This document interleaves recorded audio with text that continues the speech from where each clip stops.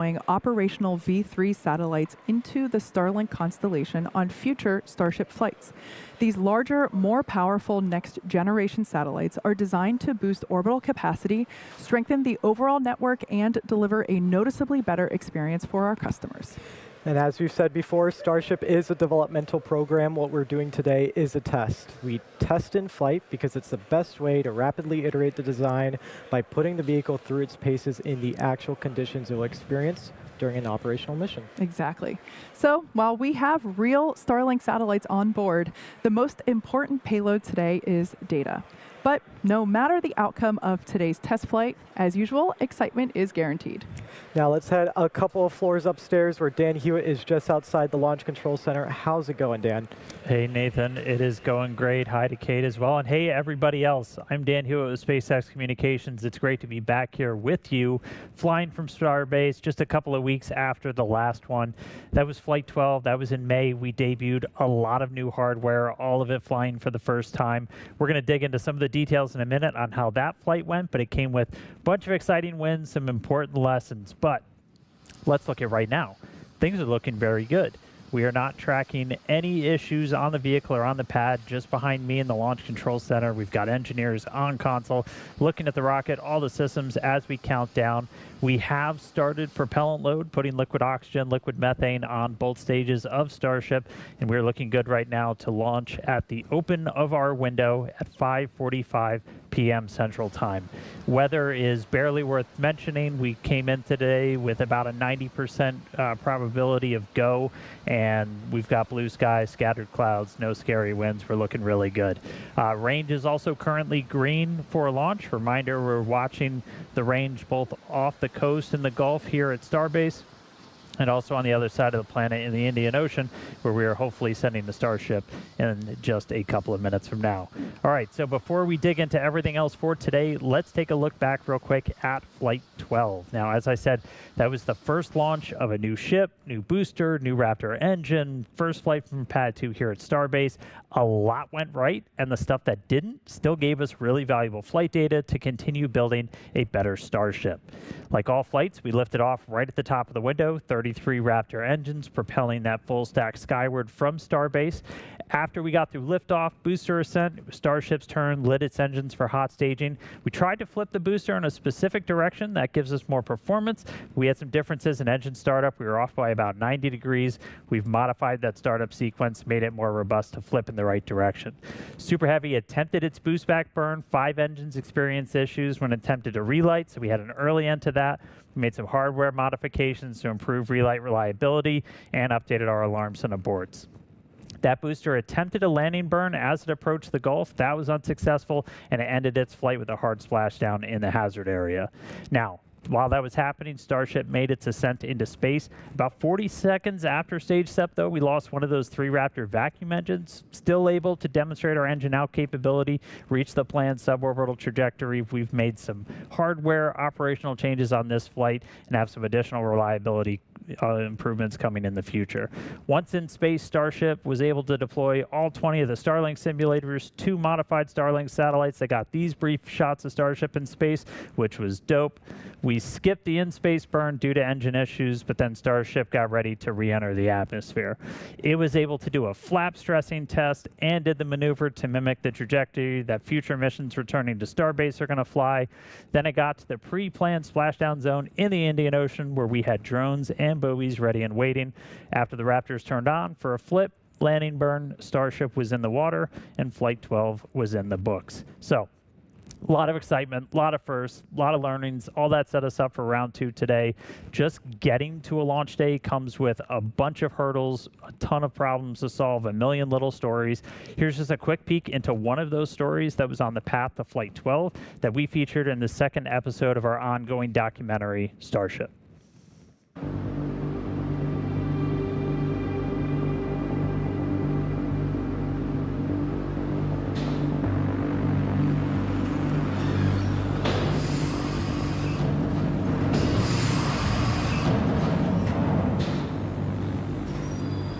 We designed this pad to be able to support a launch every 60 minutes indefinitely. The thing about Pad 1 is it was designed to be very quick to build, it was designed to be very cheap, and it was designed to give good access to the aft end of the booster.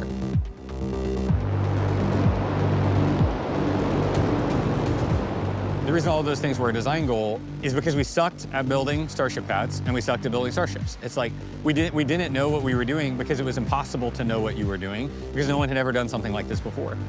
The brief on that one was, hey, get something up very quick and very scrappy and very inexpensively, but that's okay. It actually needs to just be good enough for us to learn. And then if we can learn from it, we'll go build the actual good thing. I mean, the integration mechanism is the pad. The catch mechanism is the pad. All of this stuff is like integral to how the pad operates. And so the reason we call it stage 0 is literally it is the first stage of the launch process. And if it is not working, we cannot go launch. And so that certainly like raises the stakes and raises the priority and like drama whenever things go wrong on the pad. Post static fire, as we were transiting the chopstick arms back to a lower position, we heard a loud noise out at the pad.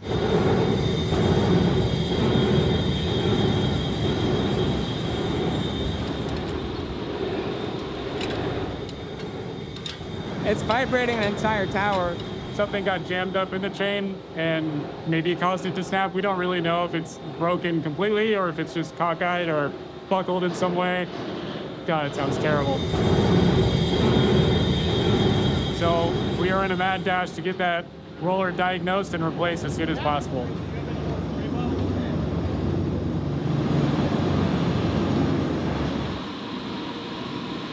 The chop carriage has many rollers positioned at different parts around the tower. And when I say roller, it's literally like imagine the world's largest bicycle chain. It's built almost exactly like a bike chain, except for it's 380 pounds. And the chop carriage weighs a lot. And so it basically broke one of those links. The chain got bound up.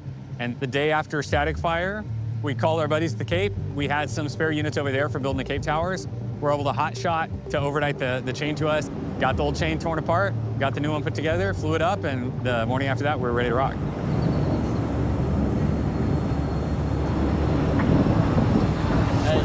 With these ones, make sure we're going up. Arriba.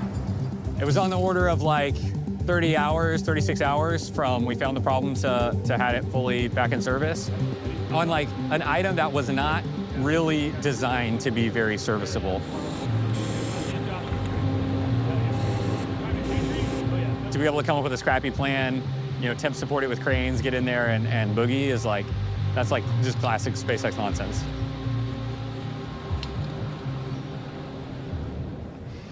Man, I love this docuseries. It's not just behind the scenes, it's in the scenes. It's the day in the life of working here at Starbase. It's awesome. Yeah. Now, if that scrappy problem solving that Steyer described inspires you, if you want to be a scrappy problem solver with us and the team here, come on over and help us build the future. All right, let's meet the rocket there on the pad, Starship version 3, the most powerful rocket ever developed, ever flown. That's right. At just over 407 feet tall, fully stacked, it is massive. Standing at the base and looking up is like looking up at a 40-story building. Insane. It's crazy. It's a two-stage rocket. Both stages are designed to fly to Earth to return to Earth and fly again, making this the first fully reusable rocket ever. The bottom half, or the first stage, is the Super Heavy booster. That's the silver part at the bottom. It's powered by 33 of our newest iteration Raptor 3 engines. You see them there, and those run on liquid methane and oxygen. This version of Raptor provides a significant increase in thrust. With that additional thrust, fun fact, this version of Starship gets off the pad faster than our previous versions. Here you can see version 1 Starship on the left, V2 in the middle, and V3 on the right. That was our first flight of V3 on flight 12, and that thing just leaps off the pad. That's right. Now, Super Heavy also has 3 grid fins now, which you can think of as aerodynamic rudders to help steer during landing. They're 50% larger than on the previous booster version and are designed to support rapid reuse and a more stable atmospheric reentry. At the top of the booster is the hot stage adapter. It's designed to protect the booster during separation and is now fully integrated for reusability. And stacked right above that is our upper stage of the rocket, or stage 2, which is what we call ship. It's powered by 6 Raptor engines, 3 optimized for sea level performance, and 3 for the vacuum of space. Ship's design could one day enable point-to-point transfer on Earth, meaning you could travel anywhere on the planet, just like an airplane, but this time in an hour or less. It's designed to carry massive orbital payloads, cargo and crew, to Earth orbit, the Moon, Mars, and beyond. And for the first time, we're carrying real Starlink V3 satellites to space. For more on that, let's head out to California, where Tyler is standing by with the team in Hawthorne. How's it going, Tyler? Hey, thank you so much, Kate and Nate. I'm Tyler Lionquist, a Starlink business analyst here at SpaceX. And for those of you who have been following along, the Starlink version 3 satellites have been designed to take full advantage of Starship's payload capacity. We're going to get our first look at those satellites today. The Starlink V3 is our next-gen satellite and includes meaningful increases in capacity, data density, and power generation. We'll be adding around 20 times the capacity into the constellation on each Starship mission as compared to the version 2 satellites that we currently launch on Falcon. That means that we'll be able to serve more people all around the world with increasingly better high-speed internet. Like all of the Starlink satellites, the V3s are built at Starlink's site in Redmond, Washington, where we already build more satellites than anyone else in the world today. The Starlink V3 sats are designed to support 1 terabit per second of downlink and 160 gigabits per second of uplink capacity. That's approximately a 10 times improvement in downlink capacity and a 22 times increase in uplink capacity from the version 2 Starlink satellite. Serving this capacity to and from customers are the satellite's upgraded phased array antennas. The upgraded phased arrays are fed by SpaceX's in-house developed chips that were designed to serve customers more efficiently in both densely and sparsely populated regions simultaneously. Each Starlink V3 satellite is also equipped with 6 high-capacity 400 gigabit space lasers. These 6 lasers will allow high-bandwidth traffic to flow uninterrupted between any 2 points in the world with redundant paths across a petabit laser mesh network. And if that wasn't enough, the V3s will carry 4 quad-band radio frequency backhaul antennas. These will take advantage of the Ka, E, V, and W communication bands, allowing for an 8 times improvement in the supported capacity compared to our V2 sats. Now that's a lot of growth in capacity and capability, and as such, the new satellite design requires more power. So the solar arrays on V3 will generate approximately twice as much power as the current arrays that we fly on the V2 satellites. And they're also optimized to reduce drag in the lower orbital altitudes in which these satellites will operate. But before we operationalize these satellites, we want to put them in a flight-like environment. So these satellites were just loaded into Starship yesterday ahead of today's launch. And once deployed, the Starlink team will only have about 20 minutes of flight to speed run some tests before the sats demise in the atmosphere. Now, the team will attempt to run tests such as extending the new solar arrays and antennas, connecting with ground stations, and turning on the satellite's communication systems. And this is all part of SpaceX's iterative process to technology advancement. And from the beginning, Starlink was designed to scale rapidly and improve continuously. From production to launch and ground infrastructure, Starlink is uniquely positioned to keep pace with rising demand around the world. In fact, just this week, we rolled out the next generation Starlink kit V5, which is built for reliable, high-speed home internet.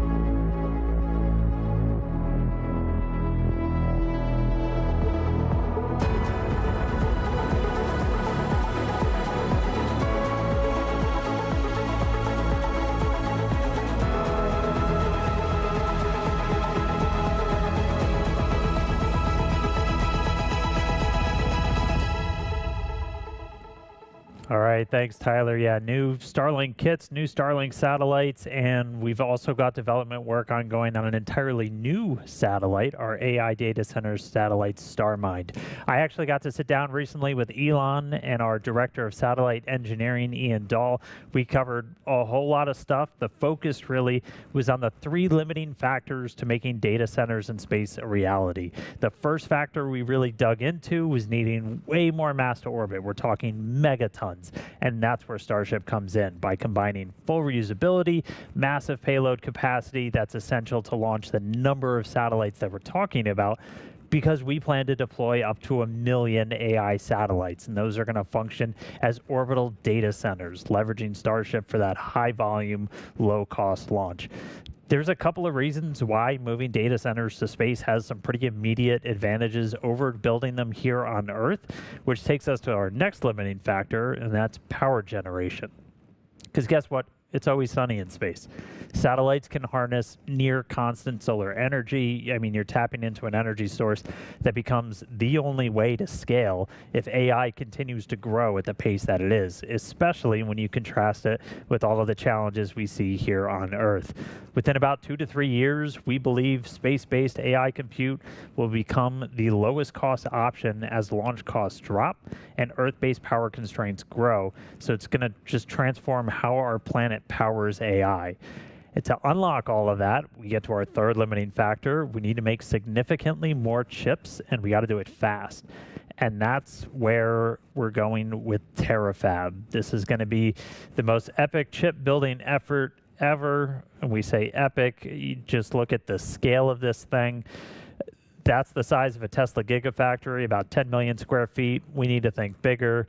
We're looking at about 100 million square feet, so you're talking 10 gigafactories worth of space.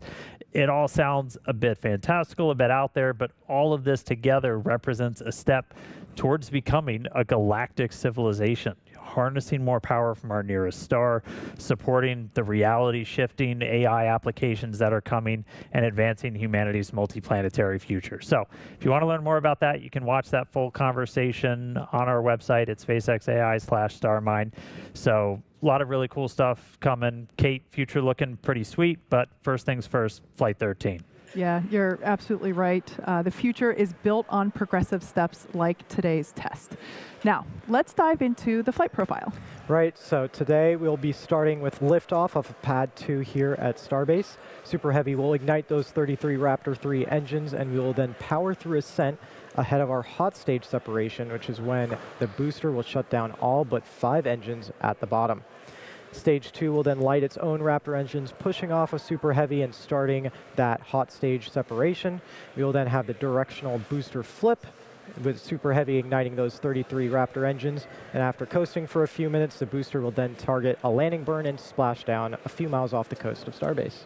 Ship keeps the fun going with its ascent burn to a suborbital trajectory. We then deploy those 20 Starlink V3 satellites, and we plan to relight a single Raptor engine. Re-entry then follows a few minutes later, which should provide some amazing views via Starlink of the ship's blistering re-entry through the Earth's atmosphere. A plasma blanket will form around the vehicle, and this never fails to provide epic scenes as the vehicle comes back. And lastly, we'll conclude today's test with a landing flip, landing burn, and a splashdown in the Indian Ocean. And with that, let's kick it back up to Dan for a countdown update.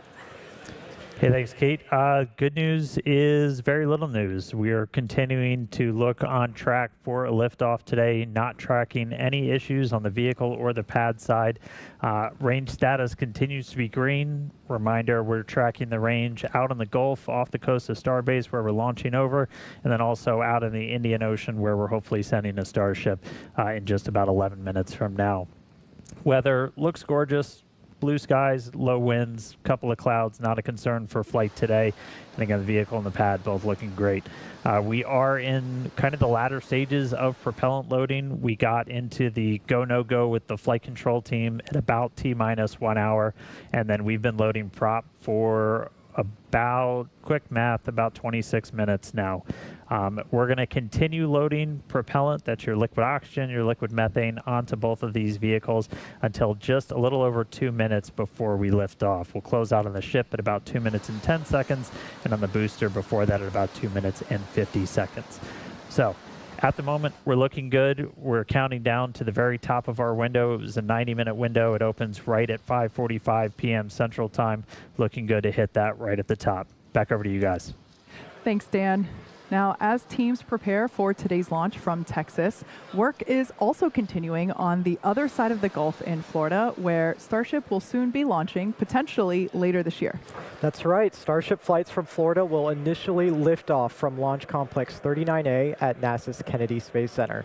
Teams are working through Starship system activations, performing initial tower chopstick motion tests, confirming the operation of the hold downs on the launch mount, and performing multiple integrated tests of the propellant farms, water farm, diverter, and launch mount.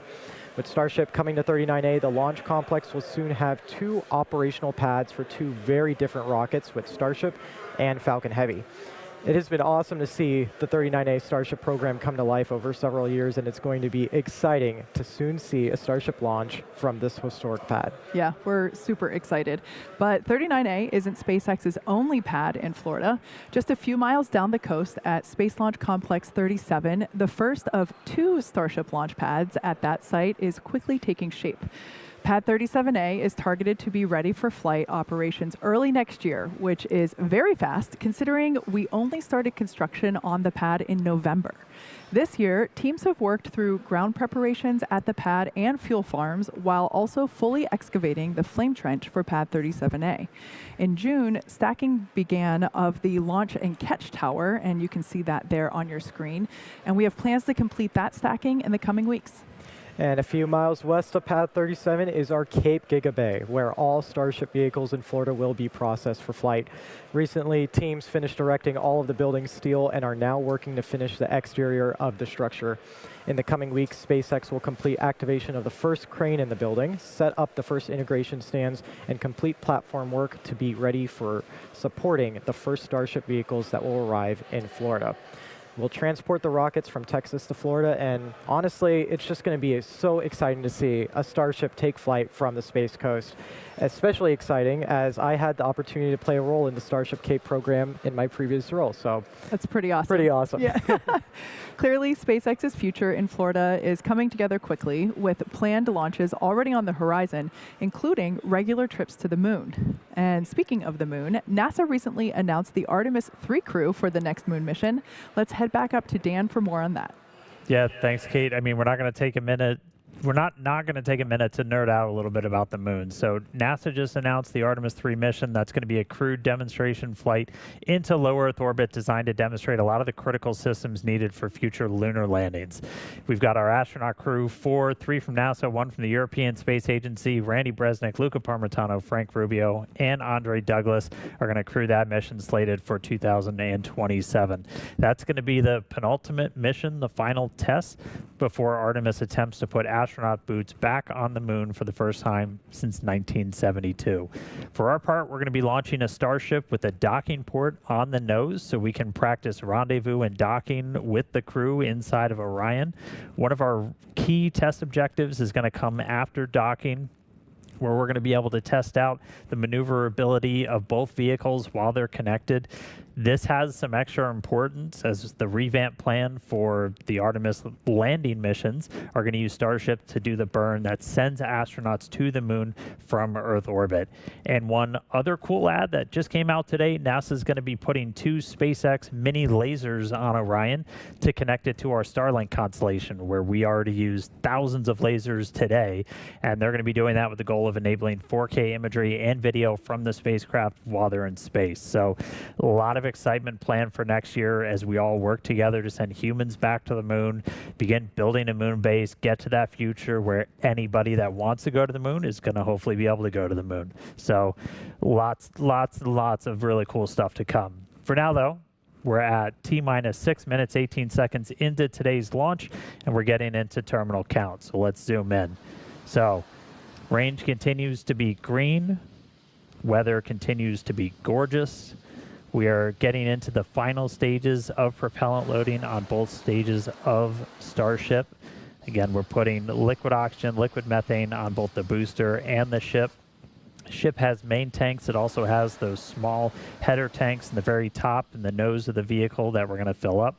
We're going to close out on the ship at about 2 minutes and 10 seconds before launch, and then the booster at about 2 minutes and 50. Once we're completely done prop loading, you've got about 11.5 million pounds of liquid propellant on board both stages. Then we start to get the pad itself ready for launch. We do what's called pushbacks. That's you're clearing out all of those propellant feed lines that have been flowing from the tank farm into the tower, into the vehicles, push it back into the tank farm, and then we also start purging all of those lines with an inert gas, just getting it ready for launch. We'll do final thrust vector steering controls on our Raptor engines at about T-minus 100 seconds and then T-minus 60 seconds.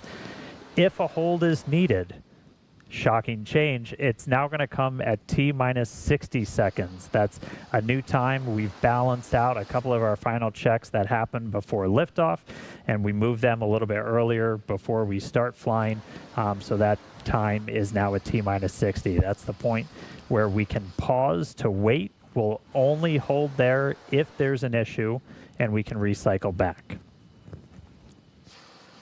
Minus 60 seconds passes, a number of events will occur in rapid succession. Both the ship and booster will configure their comm systems for flight and will rapidly run leak checks on gas and fluid tanks. The booster will also go to internal power, and its engines will get its final priming for launch, while the ship's engines begin their ascent bleed profile, and it arms the automatic flight safety system. There's a lot of mechanical activations on the tower side as well, with one critical step, unlatching the quick disconnect feeding propellant into the ship. And once T-minus 60 seconds has passed, there is still the ability to rapidly recycle the count under certain conditions back to that T-minus 60 second hold point. We can hold there and assess what happened and if teams can proceed again to T0. We've got about 5 to 8 minutes of hold time, and that will largely be driven by the propellant temperatures that we see on the vehicle while holding. The flame diverter on pad 2, which you can see the side profile of it there on your screen, that activates at T-minus 17 seconds, and if we trigger a hold after that, it will result in a scrub for the day. So we're now just under 3.5 minutes until liftoff. If you've recently joined, we're planning to deploy 20 of our Starlink V3 satellites. These are real V3s on board, so that's exciting. We also would like to perform a Raptor in-space relay as well. That's right, and actually on the screen now you're seeing an awesome view of our pad and the clouds that you're seeing coming off of our fuel tank farm, all now being used for its second time here for Flight 13. All right, so we're through the 3-minute mark. So we should be closing out prop load on the booster any second now, and then the closeouts on the ship will come just a little bit after that. Again, we're looking a little over 11.5 million pounds of propellant on both of these vehicles. We are not currently tracking any holds on the board, which is always good news. Reminder, we have that built-in hold at T-minus 1 minute.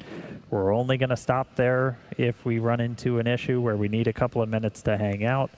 But right now, we have no holds on the board. So a lot on deck for Starship, the second flight of Starship version 3, booster version 3, Raptor 3. Looking to get off the pad here in 2 minutes.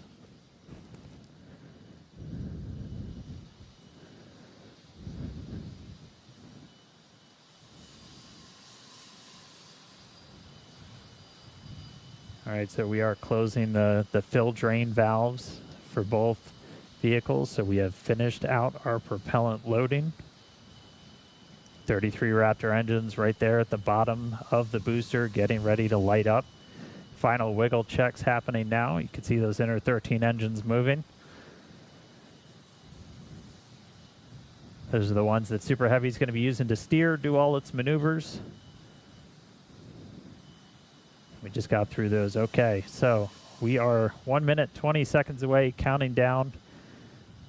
We're going to listen in. Again, not tracking a hold, so we should move right past T-minus 1 minute.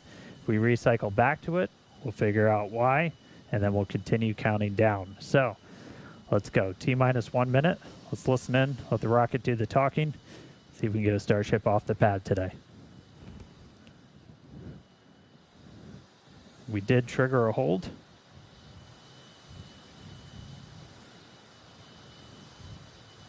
So again, we have this hold built in. We've got a couple of checkouts that are going to happen on the vehicle and the pad that we've got to clear. A lot of it's tied to essentially the different pressures that are in the systems that are feeding prop into the vehicles. Looks like we are getting ready to reset that hold though. And the clock is rolling.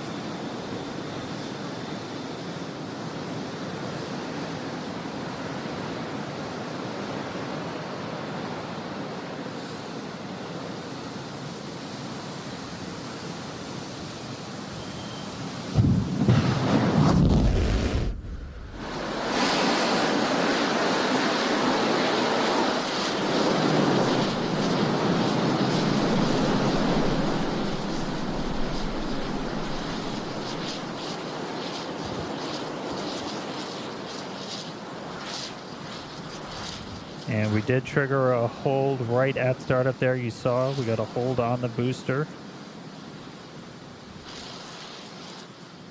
So stick with us for a second.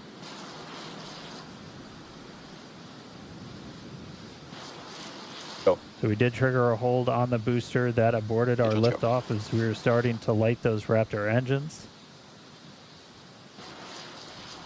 As a reminder, since we already turned the diverter on, we are going to be scrubbed for the day. The team's already starting to pull for offload of both vehicles, so starting to get the prop off.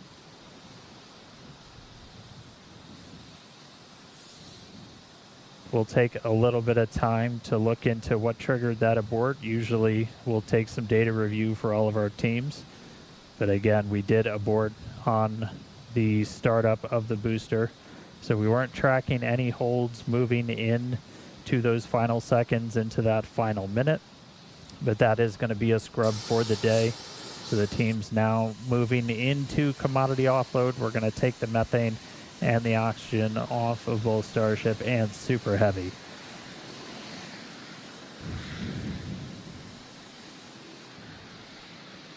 So not the end result you're looking for, but we've got vehicle there still on the pad, and they're going to get these commodities offloaded. We'll take some time, dig into what triggered that abort once the booster was igniting to launch, and then we'll figure out what our path forward is going to be. Again, if you're just jumping in, we're not going to be launching today. We got all the way down to startup, triggered a hold on the booster, and that shut down the engines right as they were starting to ignite. All right, so at this point, they're going to get into offload. We're going to get all the methane, all the oxygen off the vehicle, and then we'll figure out next steps. So, no Starship launch today. We'll dig in with the teams, figure out what happened, and figure out when our next attempt is going to be. And obviously, we're going to keep you updated as well. So we'll dig into what our recycle time is, when we're going to be able to try again. Be sure to follow us on X at SpaceX. We're going to share updates there as soon as more information becomes available and when we can get back for flying. So thanks for tuning in today. Hopefully we'll be back real soon for Flight 13 and another attempt to get Starship off the pad. Thanks, everybody.